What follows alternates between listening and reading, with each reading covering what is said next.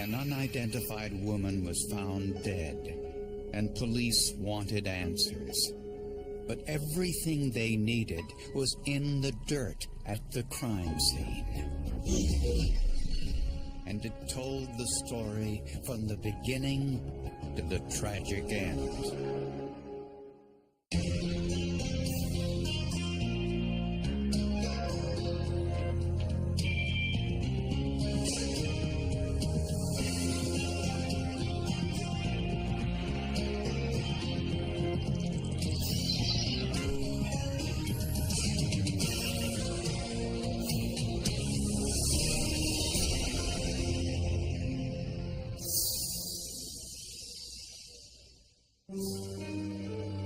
As the sun rose on the farmlands outside Delano, California, a farm worker saw something he never expected, that his farm had become a crime scene.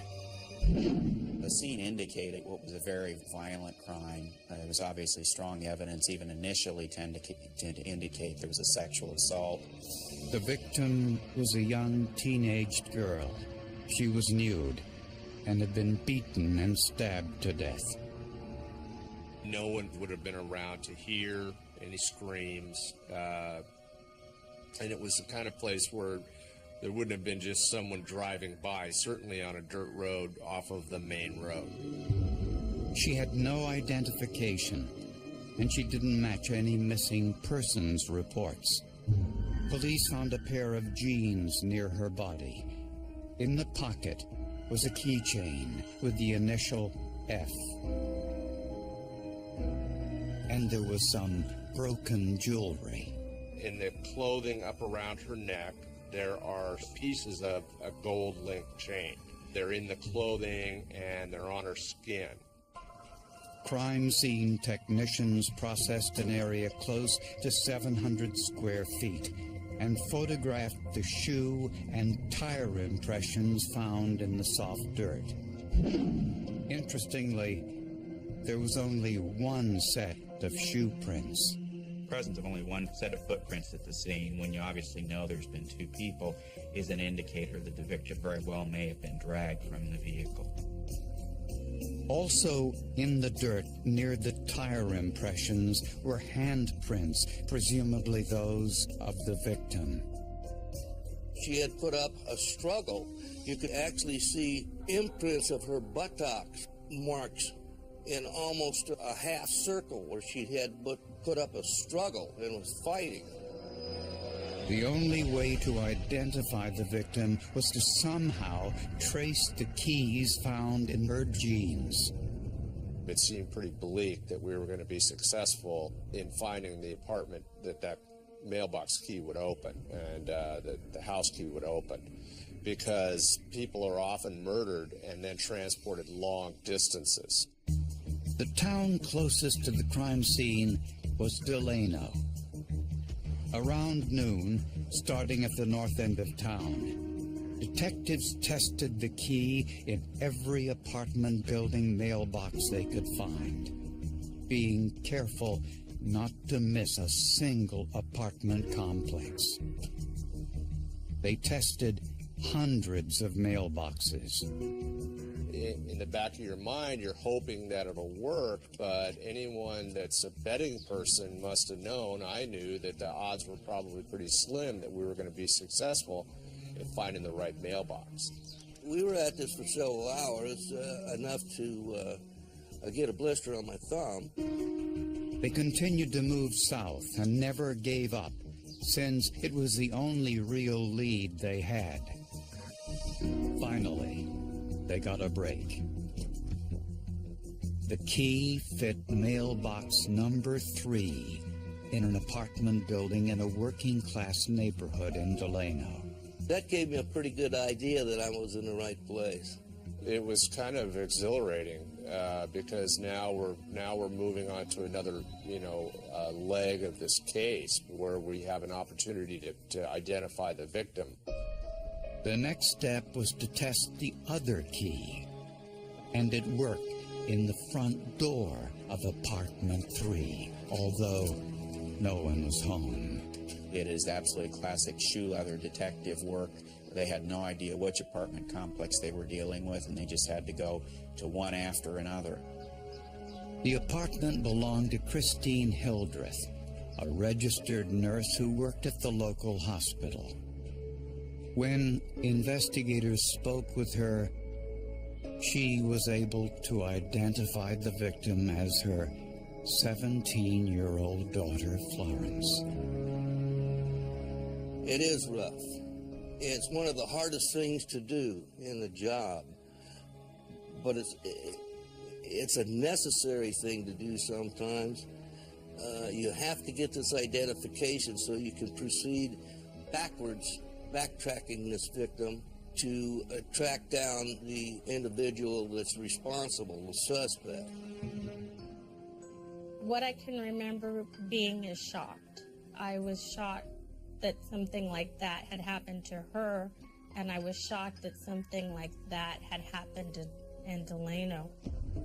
Florence was a high school senior, president of the student union, and member of the honor roll. Her dream was to study medicine. This was not one of those juvenile delinquents. She was a cheerleader, and she was well-liked. She had everything going for her in the world, everything. And she was not involved with any type of drugs that we ever found out about. It became very clear that she was just a really good kid. 17-year-old Florence Hildreth was found murdered in the farmlands outside Delano, California. Investigators had clues, but no suspects. The medical examiner identified the cause of death as multiple stab wounds to her neck, and there was evidence of sexual assault. Toxicology tests found no alcohol or drugs in her system. She was such a quiet person. She kept to herself. She didn't really bother anybody. You would think, why hurt her? She didn't cause trouble. Why would anybody want to hurt her? When forensic experts analyzed the evidence found at the crime scene, they were astounded by the quality of what they saw. It looked as though the perpetrator was wearing a new pair of Brooks brand athletic shoes, size 12. I can't believe it. It's very unusual to have that kind of detail where you can actually make out the name brand of the shoe and the fine detail, even down to the recordings of the characteristics of the shoe. And the tire tracks were also telling. The right front tire had left its impression on the side of a small mound of dirt. It showed the letters D, S, and V on the lower sidewall near the tread. They were probably from the words limited service, which was printed on the side of spare tires. That's extremely unusual. I've never had a situation where you actually had words imprinted like that from the side of the tire that you could see. The last time anyone saw Florence was the previous evening around 10:30. She was walking home from her cousin's house, a distance of less than a quarter of a mile. The two possible scenarios detectives had at that point was either somebody that she knew came along and had offered her a ride and she accepted, or that she had actually been physically pulled off the road by a stranger. If Florence was abducted by a stranger, this was not good news for investigators. If you're dealing with a pure stranger situation, it's often very difficult to find a connection or a link between the victim and the killer. Her friends and family were convinced she would never get into the car of someone she didn't know. I think she felt like she could trust him and that he was going to take her wherever she needed to go that he wasn't going to take her anywhere to harm. I don't think she would have put herself in harm's way. No. In the course of an investigation, police usually withhold certain information from the public. But in a small town, that's not always easy. And in this case, the gossip actually helped. Things about this case were already starting to circulate in the community. Even though we were keeping a lid on stuff, the community knew where her body had been discovered because they probably saw the law enforcement vehicles out there. And because of this information, a neighbor called police with a tip.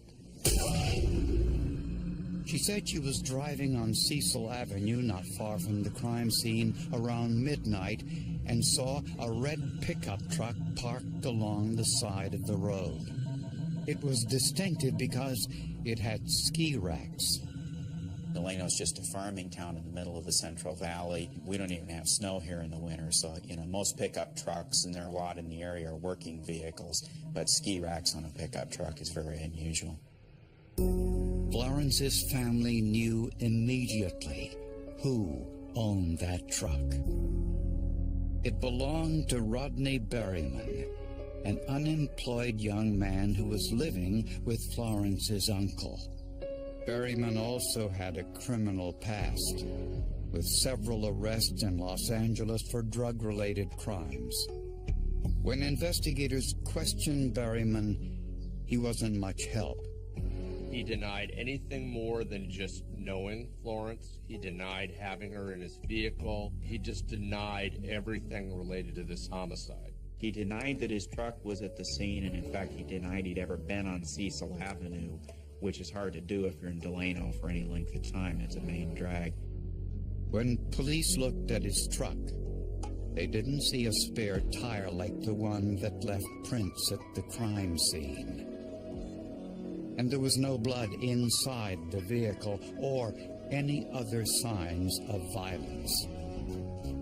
The case was beginning to look like it would never be solved.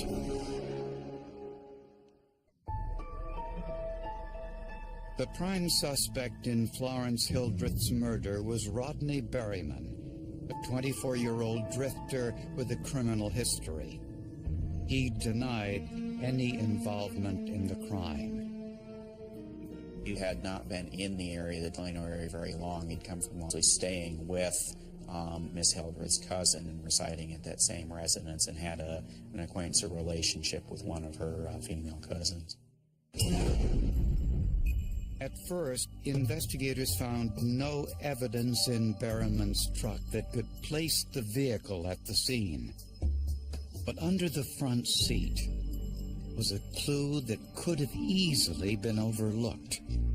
Investigators found several links to a gold piece of jewelry, which was sent to supervising criminalist Greg Laskowski. I received some individual links that looked like cut horseshoes or crimped horseshoes.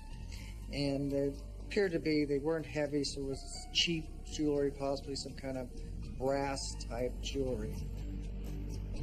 To make the chain, the manufacturer would have cut each link with a tiny tool, then attach it to the end by crimping the edges back together.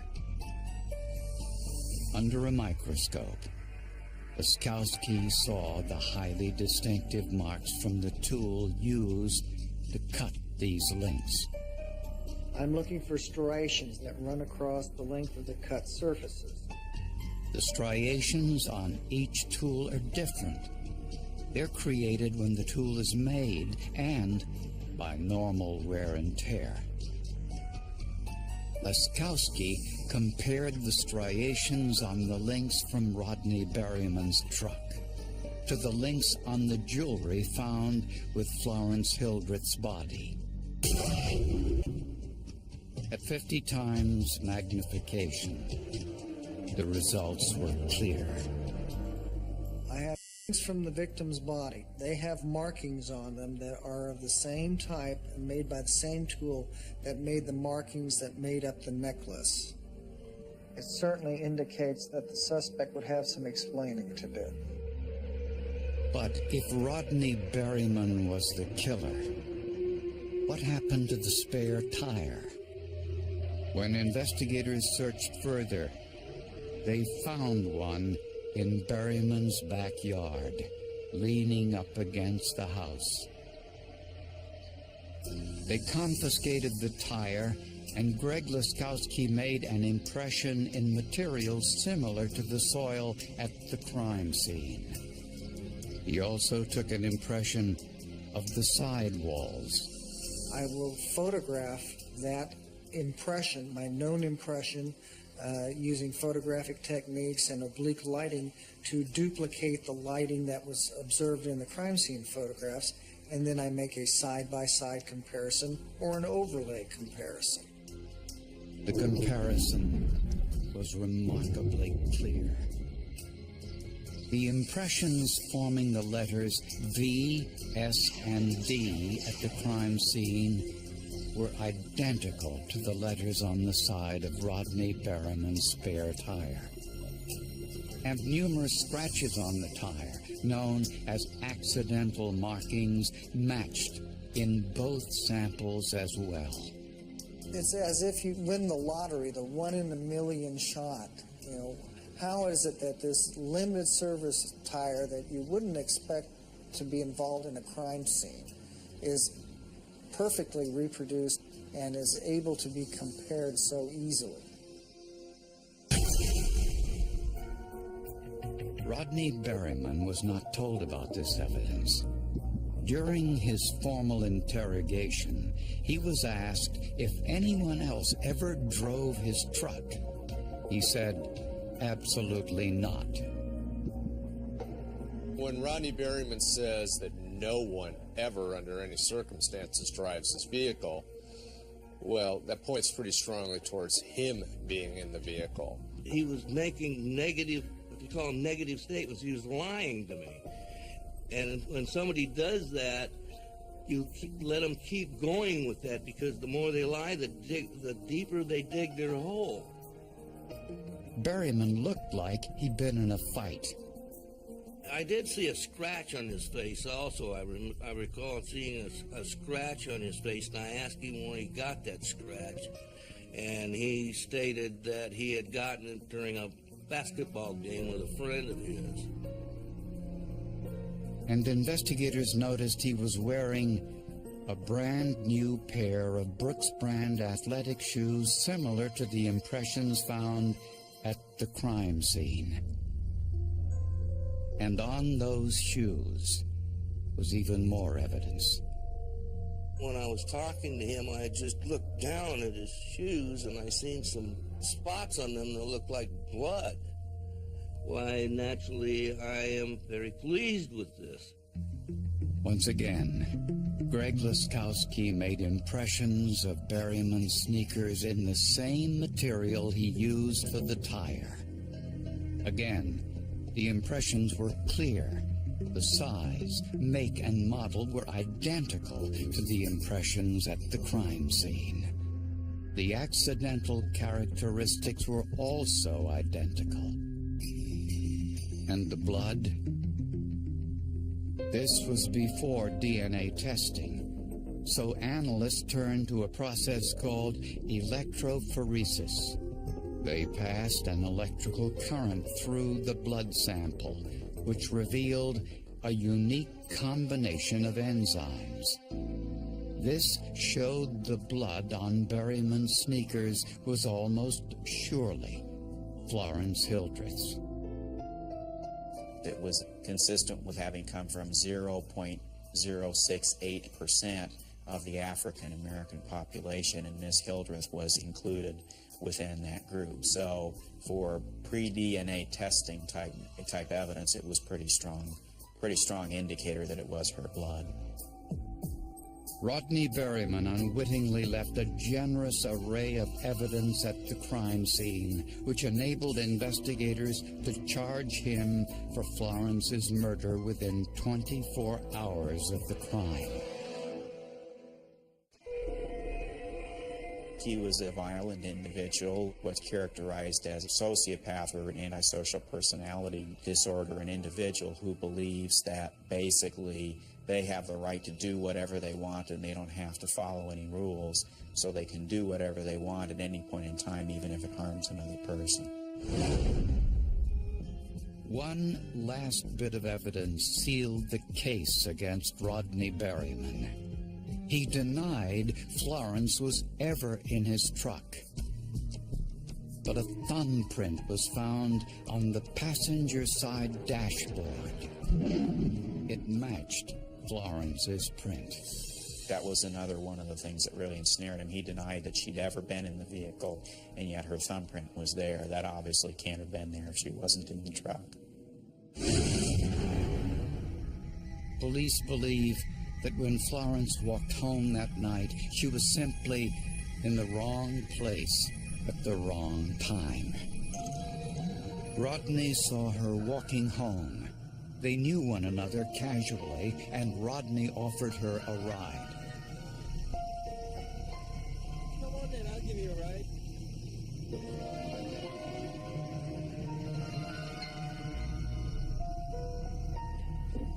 When she got into his truck, she left her thumbprint on the dashboard. Instead of taking her home, Rodney drove 12 miles away to a deserted farm.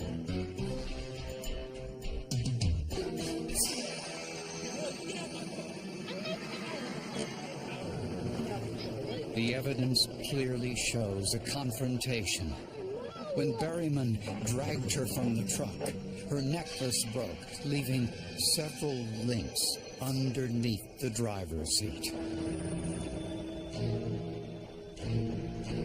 After the sexual assault, Berryman stabbed Florence to death, and drops of her blood fell onto his sneakers.